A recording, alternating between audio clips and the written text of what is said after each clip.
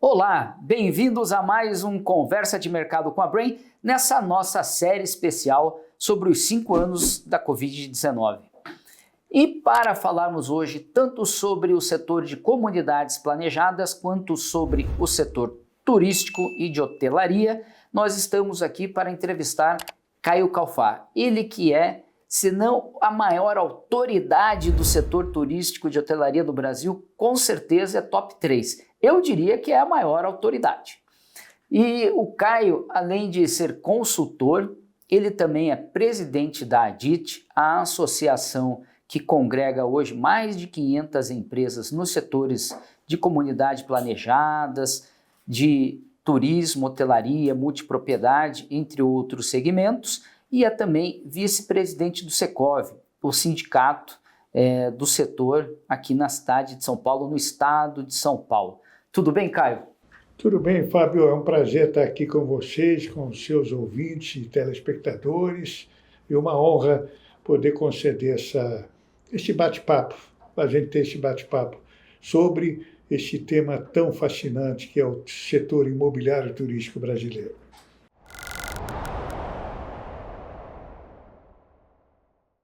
Caio, a gente começa esse bate-papo que tem 3 blocos. O primeiro deles é o Enfrentando o Desconhecido. Você é um consultor com muita experiência, né? Tanto que está em várias associações há muito tempo como conselheiro.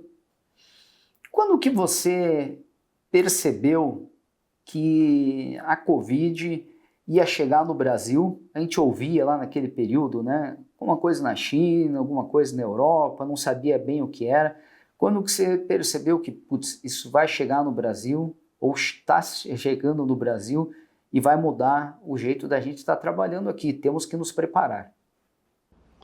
Fábio, aquelas primeiras semanas lá, em fevereiro, né, 2019, não, 2020, aquelas primeiras semanas quando começou a se alastrar pelo mundo, né, essa pandemia,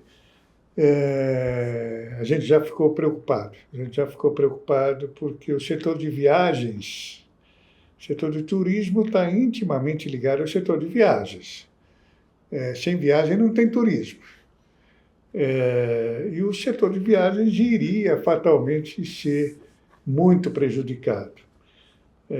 Acabou acontecendo um fato curioso, Fábio, e a gente não tinha previsto isso. Nem nós, nem ninguém, eu acredito, no mundo, né? Porque esse fato aconteceu no mundo. Os hotéis de negócios fecharam, ficaram fechados durante a pandemia, 4, 5, até 6 meses, fechados. Até porque o setor de viagens, principalmente viagens de negócios, de eventos, acabaram naquele período. Mas o setor de lazer viveu uma experiência que nunca tinha vivido. A de ocupar os hotéis de lazer durante a semana. Que as pessoas foram se proteger, em primeiro lugar, da doença. Segundo, as pessoas começaram a dar mais valor à qualidade de vida. E essas duas coisas juntas proporcionaram o quê? Uma ocupação melhor dos hotéis de lazer durante a semana, coisa que nunca tinha acontecido. A sazonalidade sempre esteve presente nos hotéis de lazer do mundo, né? E os loteamentos de condomínios afastados no campo, nas praias, começaram a ser vendidos. Lotes começaram a ser vendidos, casas vendidas, apartamentos beira-mar vendidos, que é exatamente esses 2 mesmos motivos, para se proteger e para buscar qualidade de vida.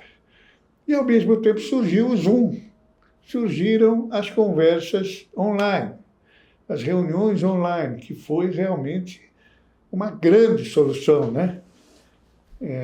para combater a falta de viagens de negócios, especialmente, e a de lazer também.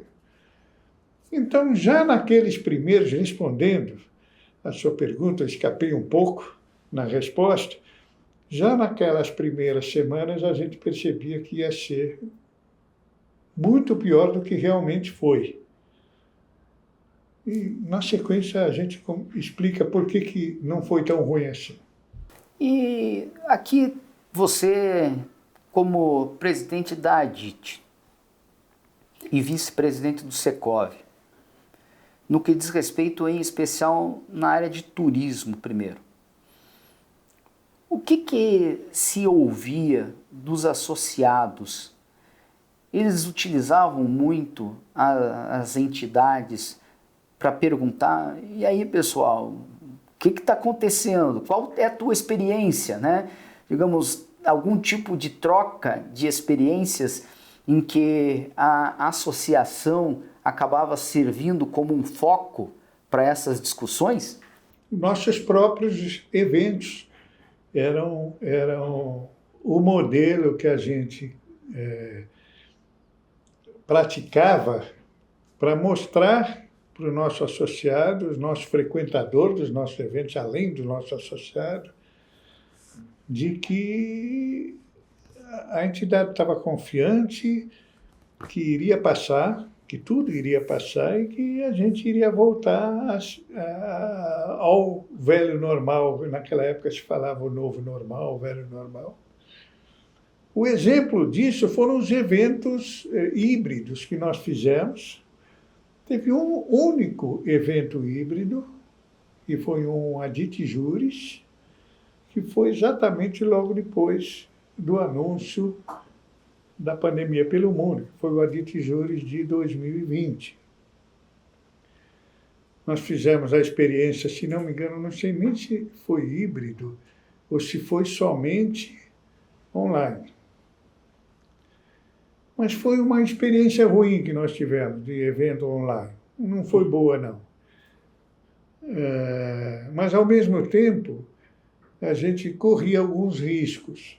Quando a gente fez, por exemplo, o ADIT Share de 2020, em Gramado, estava naquele período de bandeira amarela, bandeira vermelha, bandeira preta, e o nosso evento chegando. E estava lá em bandeira vermelha, quando parece que nosso pai maior nos ouviu, um dia antes do evento, a ADIT abriu para a bandeira amarela. E a gente já estava todo com a equipe toda, caminhões, com toda a montagem dos eventos, tudo lá em Gramado. Ficou 4 dias com bandeira amarela.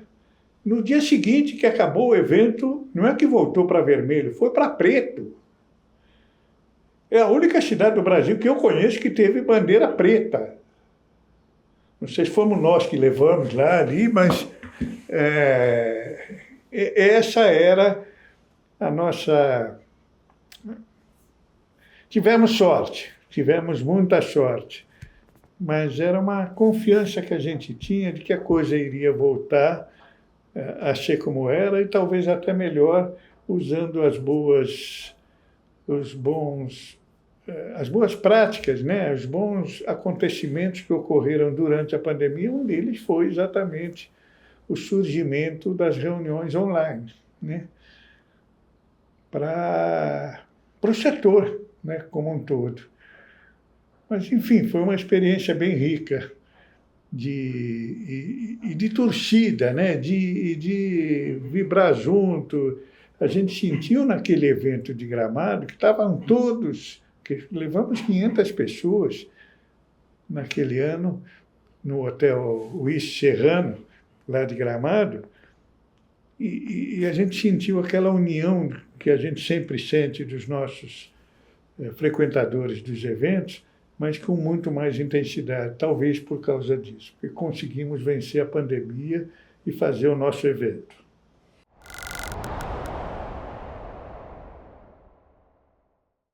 Ao que você acredita a possibilidade de conseguir, com um pouco mais de 6 meses da pandemia decretada, conseguir fazer um evento de sucesso, um evento presencial de sucesso durante esse período, né? Juntando pessoas de diferentes regiões, primeiro enquanto equipe, né? E depois conseguir fazer com que pessoas de tantas cidades diferentes tivessem disposição para ir para lá. Nessa época a gente tinha que usar máscara ainda, né? Sim. A gente participava do evento com máscara, Isso. né? Colocava lá a temperatura, né? Aqueles Isso, aparelhinhos de temperatura, e alguns né? usavam aquele plástico aqui na frente, né? Era máscara mais aquela lá, né, de médico. Parecia assim, uma viseira ali. né? A que você acredita o sucesso de um evento como esse no primeiro ano ainda de pandemia? Eu acho que a gente não tinha, Fábio, quando a gente está vivendo a situação, a não ser, ainda que seja uma situação tão catastrófica, né, quanto foi a pandemia, entre pandemia e guerra, não tem muita diferença, né? O efeito é o mesmo no ser humano. A gente estava vivendo uma guerra, tá certo? Mas, ao mesmo tempo, a gente tinha que seguir vivendo, que caminhando. E a DIT sempre primou, como o Secov também, por gerar ou produzir informação de muita qualidade. Inclusive, a Brain é nossa parceira permanente, nos ajudando a oferecer para o mercado essas informações de qualidade, e ficamos conhecidos por isso. A outra forma, o outro destaque que a DIT tem frente ao grande público, além de, como você falou, abranger, nós temos associados de 23 estados do país, essa união das pessoas desses estados, cada um com a sua cultura, cada um com as suas necessidades, cada um com as suas objetivos, com os seus objetivos, mas todos juntos ali. Isso já vinha na essência da DIT, no DNA da DIT. A gente já tinha essas características intrínsecas no DNA da DIT, né? O aditiano é assim, ele vem em busca de conhecimento e networking. É isso, a DIT não é uma entidade política, como é o Secov, por exemplo. A gente faz política no sindicato, que é o Secov. A gente traz informações de qualidade e produz condições de um networking qualificado na DIT, até porque abrange o Brasil inteiro. Então, com Covid ou sem Covid, a DIT nunca perdeu essa... Acho até que a Covid ajudou a aproximar mais os nossos associados, os amigos que nós fomos fazendo ao longo desses anos. Principalmente quando a gente fala, não só nos eventos, mas principalmente nas missões técnicas. As missões técnicas formam grupos. Você vê pelo WhatsApp, que é outra invenção que durante a pandemia se destacou muito. A gente faz as missões técnicas, o grupo de WhatsApp daquela missão de 3, 4 anos atrás continua formado. E continuam interagindo. E eu porque eu faço parte de alguns grupos aí, de viagens que nós fizemos há 3, 4 anos atrás, e continua a interação. Então, essa união, eu diria, entre os nossos associados, que passam a ser amigos, e criam intimidade, e criam proximidade, e trabalham juntos, muitas vezes, porque se não for interessante em termos de trabalho, não vale a pena a pessoa continuar como associada da DIT. Só vale a pena se ela ganhar dinheiro, né, realmente. E isso acontece, e aconteceu durante a pandemia, eu acredito, de uma forma mais intensa, por causa da dificuldade do período de guerra que nós estávamos vivendo. Então, a gente pode resumir dessa maneira que você colocou, 3 pontos, talvez, aqui que foram fundamentais. O primeiro foi a busca pelo conhecimento, né, pelo que estava acontecendo, a busca pela informação e conhecimento, né? E a DIT sempre se notabilizou por isso, um dos pontos desse tripé, né? E quando a gente está enfrentando o desconhecido, quanto mais informação e conhecimento, melhor. Deixar disso que a gente precisa, né? Às vezes. Aí tem um outro ponto, que é o relacionamento, a necessidade de nós que estávamos afastados um dos outros, que estávamos presos em casa, por assim dizer, seja no meio virtual, em que a DIT passou a fazer lives, webinars, seja quando tinha oportunidade de conseguir fazer um evento presencial, essa necessidade da conexão, que sempre foi uma razão de ser da DIT, né? Ela nasce de um evento, né? Ela nasce de promover eventos. Então, esses eventos, sejam eles no sentido virtual, sejam eles no sentido presencial, foi um outro fator que levou a DIT a conseguir promover mais a união dos seus associados. E um terceiro ponto tem a questão cultural desse tipo de relacionamento especial que o aditiano existe, que ele realiza dentro da DIT, dessa proximidade maior entre eles. Esse seria um bom resumo? Claro, perfeito. Perfeito. Eu não tiraria uma vírgula em tudo que você falou, nem acrescentaria. Perfeito. É exatamente isso. Voltando à sua fala no começo, bem no comecinho do que você falou, que algumas coisas foram surpresas grandes, porque quando nós começamos a pandemia parecia que o mundo ia acabar. E foi muito difícil. Quando você diz uma guerra, é verdade, né? No Brasil morreram mais de 700 mil pessoas. Isso jamais aconteceu em nenhum outro momento da história. Realmente é como uma guerra, né? No mundo foram mais de 5 milhões e meio de pessoas, né? Então, quando a gente imagina, comparando com guerras hoje no mundo, se juntar todas as guerras no mundo, não chega nem perto disso em um prazo de 2 anos, né? Então, realmente foi uma guerra. A única coisa que não teve foi a destruição da infraestrutura, mas em relação a mortes, ela foi. E nós temos aqui uma situação que foi uma surpresa positiva, como você mencionou, tanto no sentido das comunidades planejadas, quanto no setor de hospitalidade.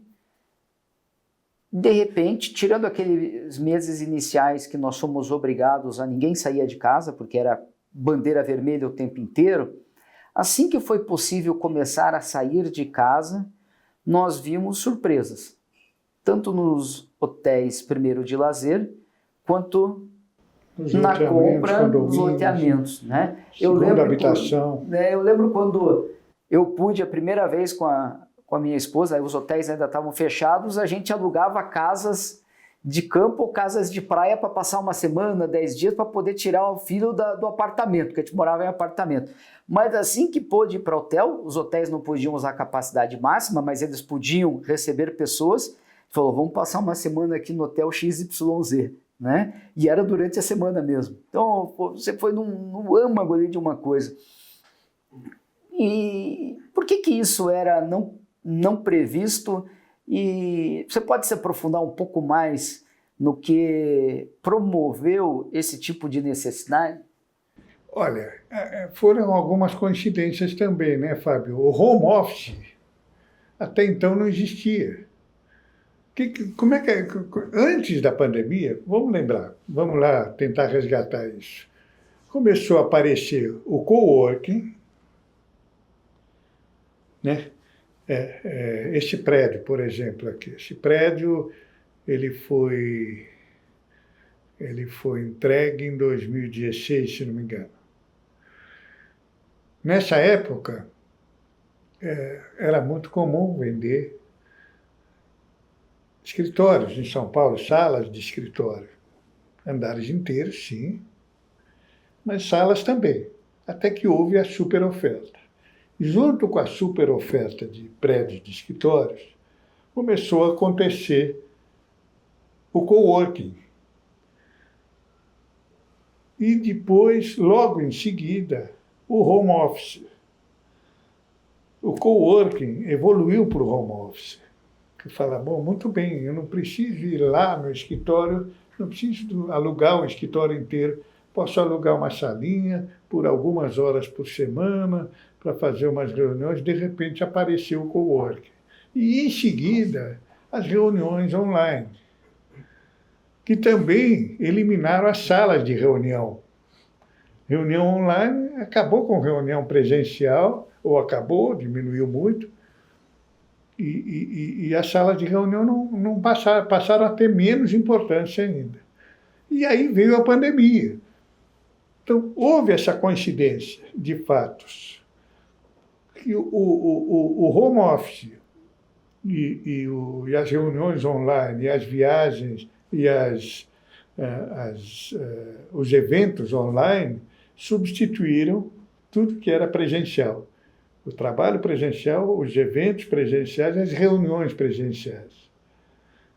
Então, eu diria que o fato de destaque foi essa coincidência, que de repente o home office poderia demorar 10 anos para aparecer, e a pandemia já passou. Mas não, aconteceu mais ou menos tudo na mesma época, e um fato ajudando o outro. Até parece que foi combinado, mas não foi, né? Vamos procurar uma solução. Achei o home office. Não foi assim. Foi coincidência, né? A gente sabe disso. Então foi isso, eu acho que... E demorou muito para você ver que depois da pandemia os escritórios se ocuparam novamente, você mesmo levanta isso pela Brain, mas demorou. Não foi um processo imediato. Voltou, todo mundo voltou, vamos voltar. Não foi assim. Foi um volta, o outro não volta, o outro resolve... o coworking passou a ser, que já tinha perdido a força, né? O coworking, de repente, começou a ter um pouco mais de força de novo, por causa das distâncias, né? Principalmente. A pessoa não quer trabalhar de casa, mas também é muito longe ir para o escritório. Então, ela trabalha num coworking próximo. Enfim, essas soluções de deslocamento fácil, mais fácil. Você vê hoje, com essa chuvarada que deu agora de manhã, a cidade parou. Então, essas soluções são ótimas por isso também, né? Então, eu acredito que a pandemia acentuou uma situação que já estava sendo desenhada. Nesse sentido, nesse bloco que a gente já está batendo papo, que é o Recalculando a Rota, dessas várias mudanças que nós vivemos e continuam hoje e se acentuam hoje, você comentou, né, dessa chuva que nós estamos presenciando hoje. Ela já começou ontem mudando, né? Ontem eu fiquei quase uma hora rodando aqui ao redor de São Paulo, quando estava chegando, porque não dava para pousar o avião, né? Daí a gente ficou lá, circulando aqui em São Paulo, né? E aí você começa a pensar, está caindo tanto avião no mundo, está uma fase, todo dia cai um avião, meu Deus do céu.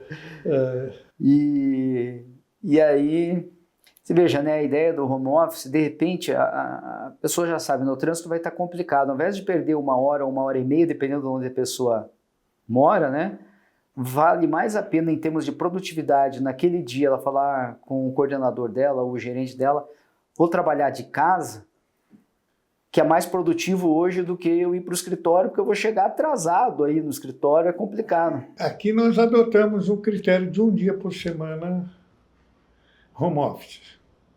Quarta-feira é o dia. O pessoal escolheu quarta-feira estamos adotando esse critério, porque tem 2 ou 3 pessoas aqui que moram fora de São Paulo. Então, coitados, é terrível, né? É terrível. Essa solução que, inclusive, o nosso último plano diretor iria resolver, mas não resolveu, né? De trazer o habitante para dentro da cidade, mais próximo do seu trabalho, mas não conseguiu resolver. Conversando com vários altos executivos de hotéis aqui, para o nosso documentário, Wyndham, Atlântica, Hilton, né? Entre o Accor, todos eles foram meio unânimes em dizer que realmente, como você comentou, turismo de lazer voltou muito antes dos demais, turismo de negócios veio na sequência, que se imaginava que o novo normal faria com que os negócios acontecesse tudo online, não, mas eles foram voltando, e o de eventos veio por último, até porque muitas empresas promotoras de eventos sofreram muito financeiramente, então faltava caixa, digamos, para voltar a promover eventos, né? Então foi o que veio por último, né? Mas quando veio com muita força, né? Muita intensidade, e não só os eventos de negócios, mas os eventos de lazer, sociais, né? Então hoje a gente vê uma profusão gigantesca de shows. Antes nós vinha o Coldplay, tinha 2 shows no Brasil, agora tem 6, 7, 8. Vinha o Paul McCartney, tinha 1 ou 2 shows, agora tem 6, 7, 8. Taylor Swift não precisa nem dizer, né? Então nós temos uma quantidade gigantesca de eventos que não são só empresariais. Porque nós do meio empresarial, quando a gente fala de evento, parece que é o evento sempre o da DIT, o evento do Secov, né? Um fórum para fazer business. São feiras, congressos, seminários, simpósios, shows, casamentos, Fórmula 1, eventos esportivos, sociais, culturais, uma infinidade. E isso explodiu. Explodiu. Já vinha bem, mas aí veio a pandemia. E a partir daí, talvez não por causa da pandemia, mas era seguindo um processo que já vinha crescendo. Hoje, São Paulo só não tem mais eventos por falta de espaços profissionais. Mais espaços profissionais. Você vê que a reforma do AMB, por enquanto incompleta, né? A parte do estacionamento, ali está tudo igual, não mexeram nada. Mexeram dentro do pavilhão principal, climatizaram, enfim, está ótimo o pavilhão. Eu mesmo participei de 2 ou 3 eventos no AMB o ano passado, logo depois que abriu. E está ótimo. Isso fez com que a hotelaria, por exemplo, do centro de São Paulo, começasse a ir melhor, a ter melhor desempenho. Daquela região, Zona Norte, Zona Central, e os calendários de eventos. Você pega, nós recebemos todo mês aqui o nosso PAMESP, que é o calendário de eventos anual, que o São Paulo Convention Bureau distribui a cada 6 meses. Lotado.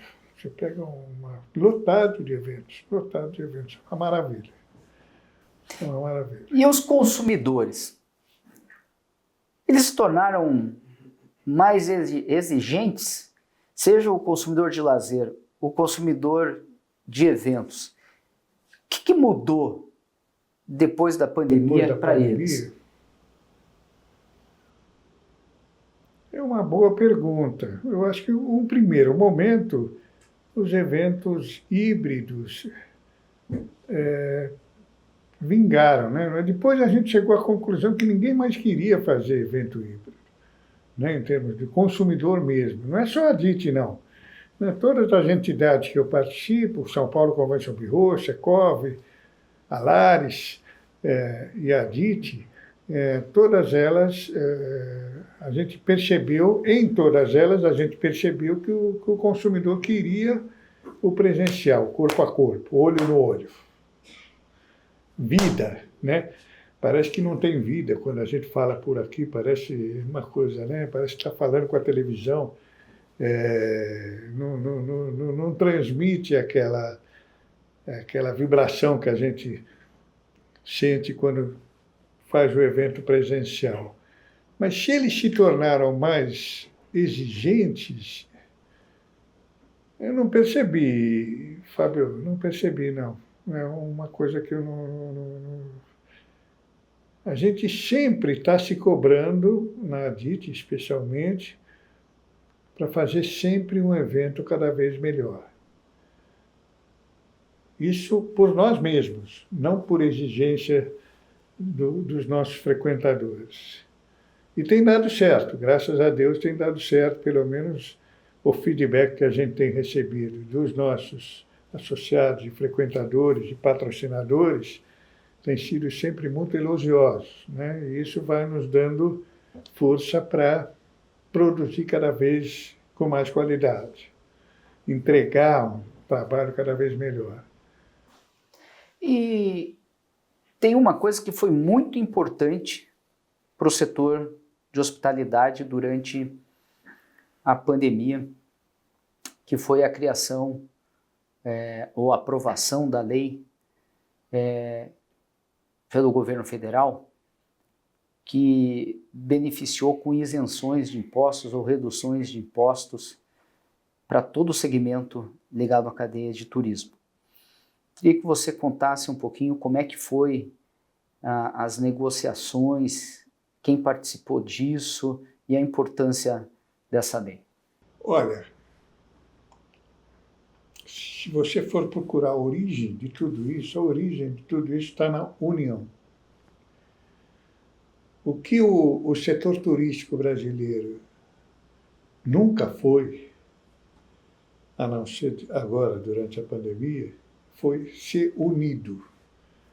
Uma infinidade de entidades, mas cada um falando por si.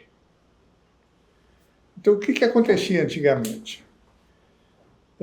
Todas as entidades eram entidades de tamanho razoável, né? Entidades dos agentes de viagem, dos hotéis, das locadoras de automóvel, das companhias aéreas, do comércio, shopping centers, toda a cadeia produtiva do turismo, que envolve aí quase 60 atividades econômicas,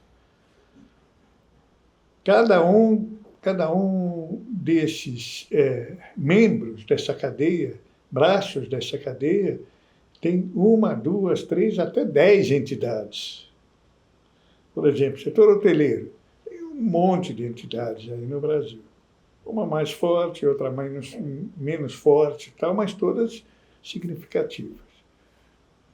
É a mesma coisa com centro de eventos, enfim. Mas, durante a pandemia, por necessidade, esse setor resolveu se unir. O que acontecia antes?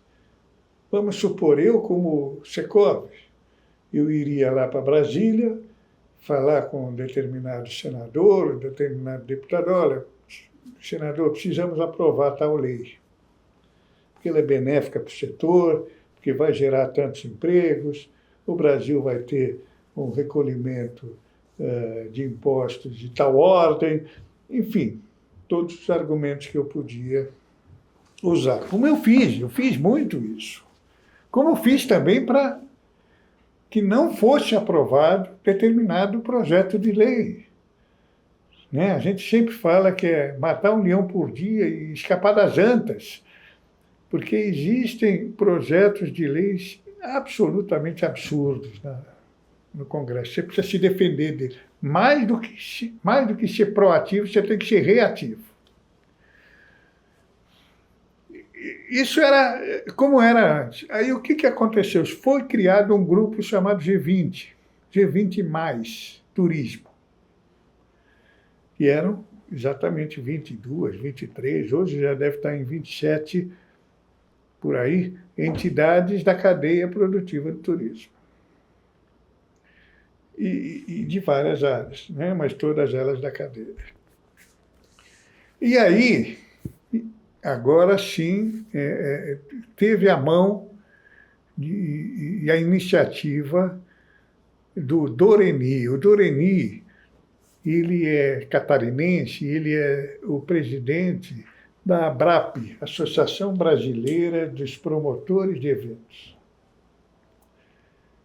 Ele, por conta própria, foi para Brasília com uma ideia na cabeça, ficou morando lá em Brasília, foi falando com o senador, com o deputado. Existe uma bancada turística, né? Na Câmara dos Deputados e outra no Senado. Foi conversando com esses deputados, com esses senadores, até que ele chegou a uma redação final do que veio a ser o PERSE, Programa Emergencial de Recuperação do Setor de Eventos, que isentava de impostos federais Aí eles fizeram uma conta que o setor só iria se recuperar a partir de 2027. Então, uma lei que valeria por 5 anos. Ela foi aprovada em 2023, em 2022, e valeria até fevereiro de 2027, que é o tempo que eles imaginavam que o setor iria levar para atingir os números de 2019. Aí, uma série de outras entidades aproveitou e pegou carona. Então, o setor hoteleiro pegou carona, alimentação, comercial, companhias aéreas, uma série de 44 atividades econômicas. 44 atividades econômicas pegaram carona, e várias delas que não tinham nada a ver com turismo. Esse é o nosso grande problema no Brasil. Tudo extrapola. Tanto é que parece que a primeira ou segunda empresa que mais foi beneficiada pelo PERSE foi o iFood. Não tem sentido, né? Então, o que aconteceu? O setor foi muito beneficiado, está sendo muito beneficiado. O ano passado, na verdade, no final do ano retrasado, finalzinho do ano, o nosso ministro Haddad declarou que o PERSE seria, a validade do PERSE, ao invés de ser fevereiro de 27, seria abril de 24. Abril de 24. Isso ele declarou em dezembro de 23. Iria só abril de 24. Aí nós fomos para Brasília, eu fui algumas vezes também, fazer corpo a corpo com o deputado, com o senador, convencê-los a pelo menos esticar mais um ano. E conseguimos.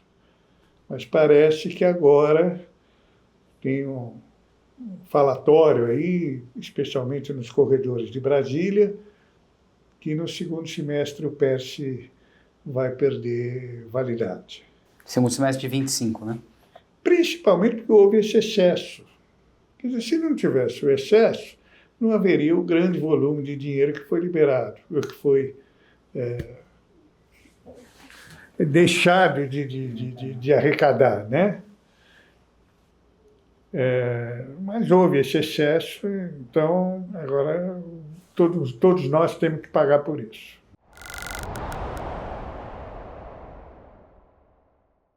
E entrando no nosso último bloco, que é o Arquitetando o Futuro, como você vê o futuro do setor de turismo e hospitalidade no Brasil? Para onde caminha? Olha, eu sempre fui otimista, Fábio. Se você pegar, sei lá, meu livro que eu escrevi há 10 anos atrás, Hotelaria e Desenvolvimento Urbano, 150 anos de história em São Paulo, eu fazia uma projeção. O ano que vem eu pretendo lançar mais um livro que conta sobre todo o setor imobiliário turístico brasileiro e celebra os nossos 30 anos da nossa empresa aqui. Fatalmente, eu já estou escrevendo esse capítulo aí de futuro. Eu sempre fui otimista, porque nós, de tempos em tempos, a gente recebe, a gente vive alguns momentos muito bons, com pessoas boas conduzindo o turismo no país, seja como ministro, seja como presidente da Embratur, seja como secretário estadual de turismo, seja como deputado, senador.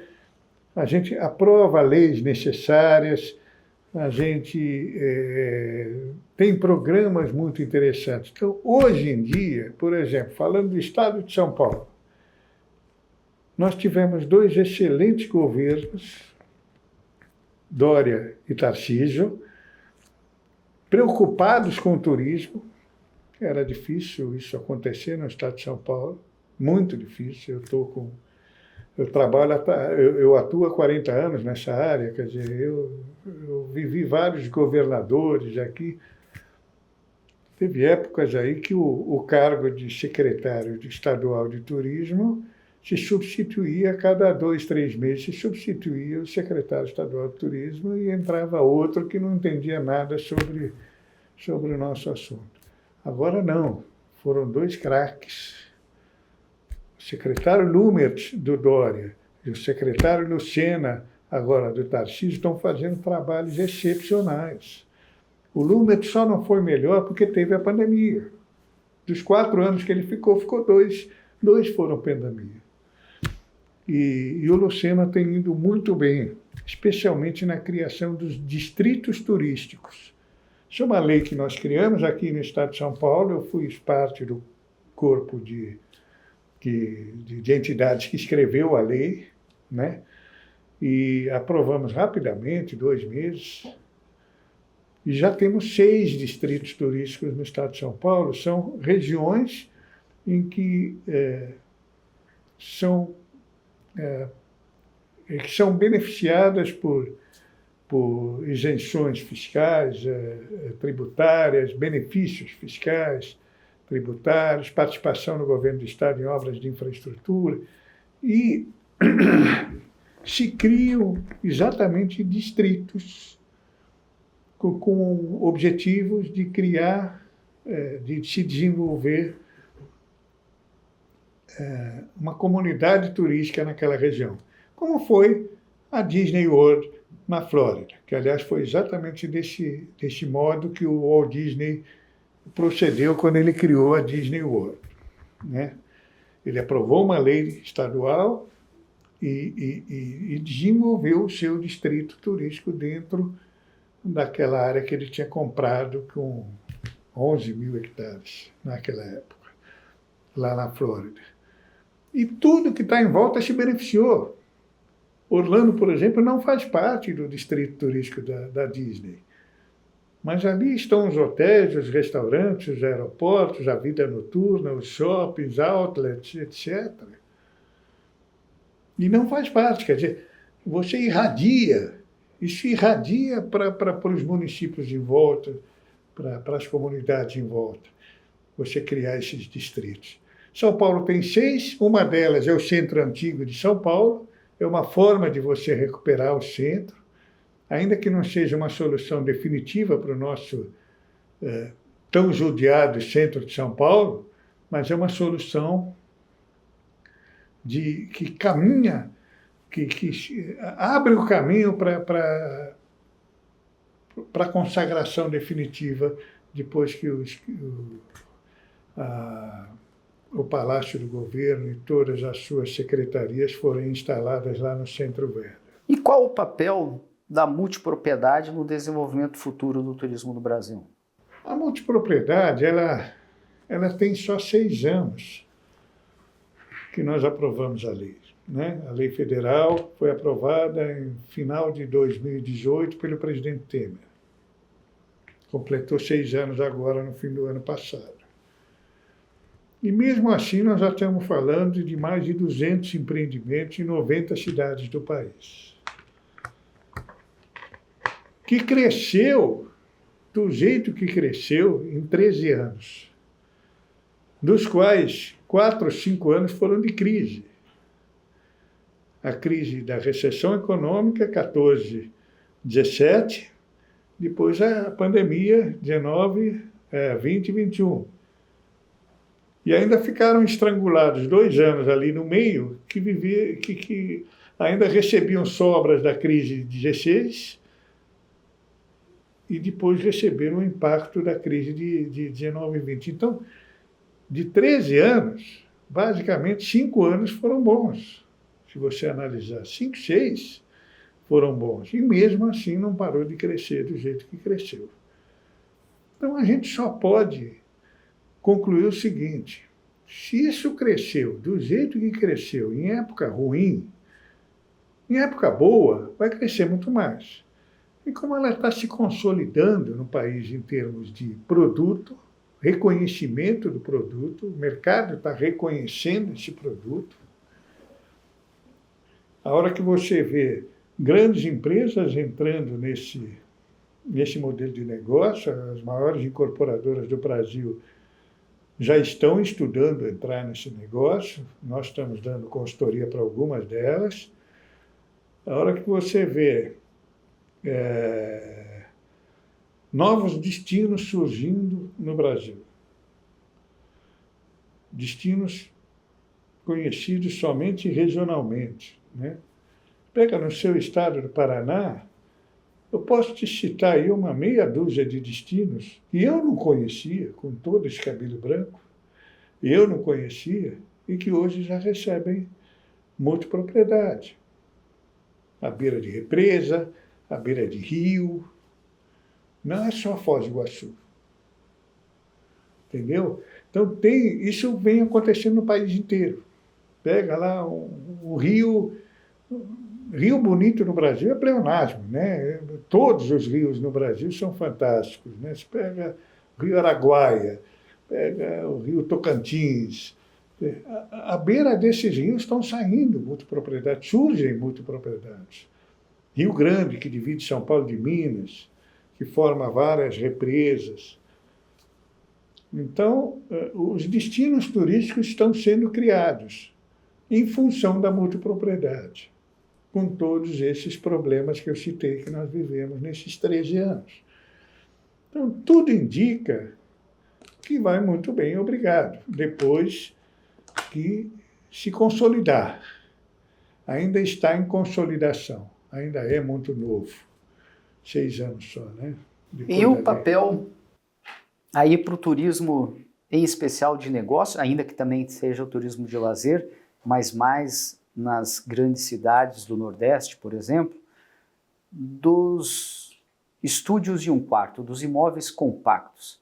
Qual o papel disso, se há que há papel, né, para o turismo?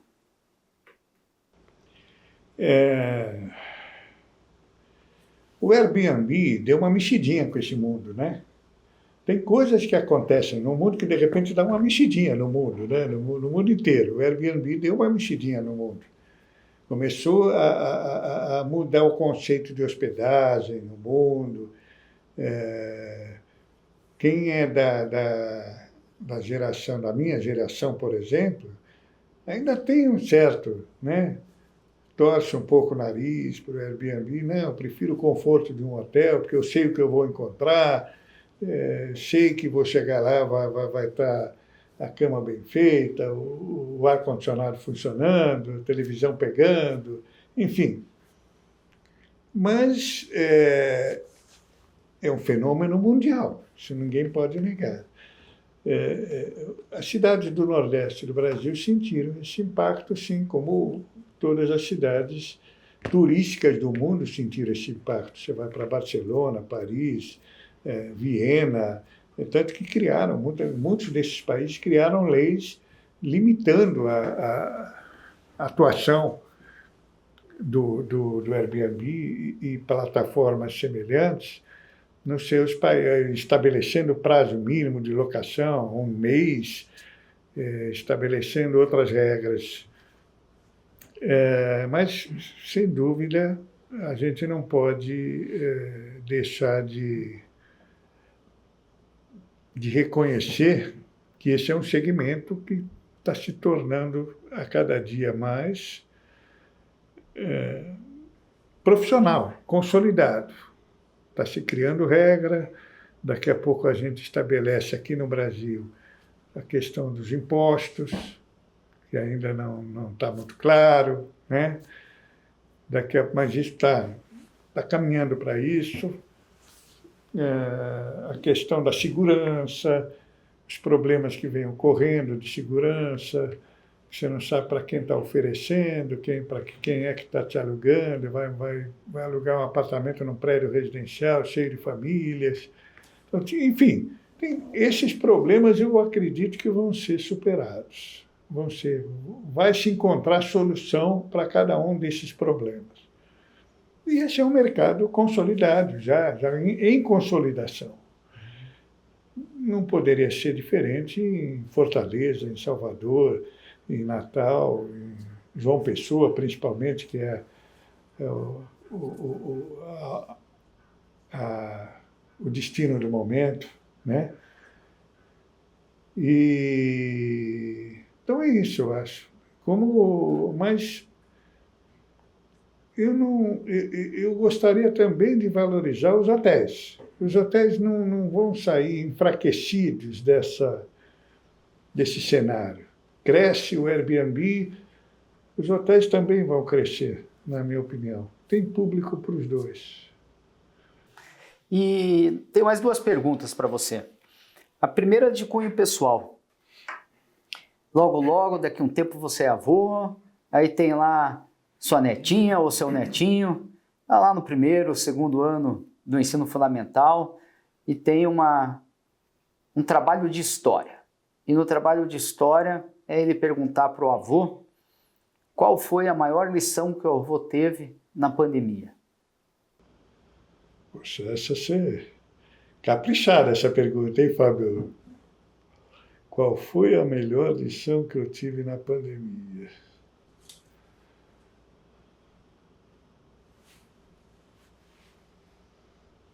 Gozado.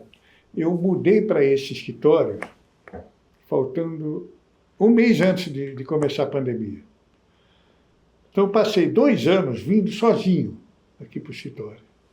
Você sabe que eu moro aqui do lado, mas um pouco eu vinha de pijama aqui trabalhar sozinho. Então, eu fiquei muito sozinho nesse escritório. Aí, sim, trabalhando direto nesses 2 anos, sim. E eu acho que esse fato, essa situação,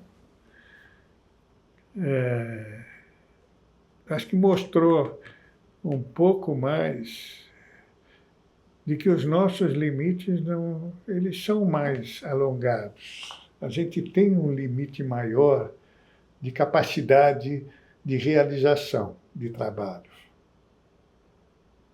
Eu tive que fazer isso durante a pandemia. Eu tive que expandir os meus limites e percebi que deu para fazer. Deu para fazer. Né? Não foi tão complicado assim, expandir os meus limites. Às vezes, trabalhar com algo que eu não trabalhava antes, eu comecei a trabalhar. Né? Eu diversifiquei muito os meus trabalhos aqui, que eram mais focados em hotéis, e segunda habitação, e setor turístico imobiliário, e passei a atuar no setor imobiliário convencional, que é a minha origem, e passei a atuar em empreendimentos rurais, passei a atuar com senior livings, com student living, eu ampliei os limites de atuação do escritório, por necessidade também. Então, eu acho que ampliar os limites. Ampliar os limites. Ampliar os limites. A capacidade do ser humano, infelizmente, o ser humano, muitas vezes, ele só produz quando ele é solicitado a produzir. A gente não se apercebe disso no dia a dia, muitas vezes. E, Caio, para nós encerrarmos, o que as pessoas buscam no dia a dia, o ser humano busca, são novas formas de viver, de se relacionar, de buscar a felicidade e o bem-estar. Qual o papel do turismo na hospitalidade em ajudar nessa promoção do bem-estar, das formas de se relacionar? Fundamental. Ele é fundamental. Se você perguntar para 1000 pessoas quais são os seus 3 maiores valores na vida, seguramente turismo está entre eles. Seguramente. 3 ou 4 maiores prazeres na vida, valores na vida, turismo está entre os primeiros. O ser humano valoriza muito o turismo. Então, o turismo muitas vezes transforma a vida das pessoas. O turismo serve para você se recuperar de toda a luta do dia a dia e voltar mais forte ainda depois dessa viagem, enfim, o turismo você pode fazer, inclusive, até dentro da sua cidade, né? Visitar museus, visitar bairros de colônias, né? São Paulo, por exemplo, tem um potencial turístico brutal. Você pode fazer 20, 30 programas sem repetir nenhum deles, um por dia, e conhecendo regiões totalmente diferentes uma das outras, e todas elas muito, muito fortes em termos de valor, né? Principalmente pela civilização de imigrantes que São Paulo recebeu a partir de 1890. Então, eu ponho o turismo numa situação muito, muito próxima de saúde e educação, como valor para o ser humano. Saúde, educação e turismo estão muito próximos. Claro que saúde é sempre a primeira, a educação também é a segunda, mas o turismo está ali pertinho. Quem não ama viajar, né? Pois é, esse é o ponto. Como eu digo para minha esposa, a gente termina uma viagem já pensando na próxima. É isso aí. Feliz de quem consegue isso, quem reconhece isso e consegue fazer isso. Porque você não pode se consumir de tal forma que o turismo não faça parte da sua vida. Tem que fazer parte da sua vida como saúde e como educação. Muito obrigado pelo nosso bate-papo, Caio. Eu que agradeço, Fábio. É sempre um prazer enorme estar com você. Vamos repetir esse bate-papo, vamos repetir as nossas parcerias. É um prazer enorme falar para todos vocês.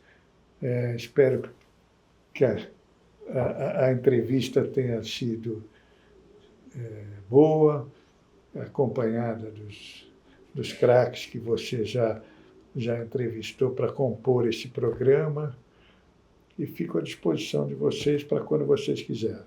Legal. É isso aí, pessoal. Hoje nós falamos com Caio Calfá, ele que é um dos grandes especialistas no setor de turismo e hospitalidade do Brasil, está em várias associações do setor. Não esqueça de curtir essa entrevista e fique por dentro do mercado com a Brain.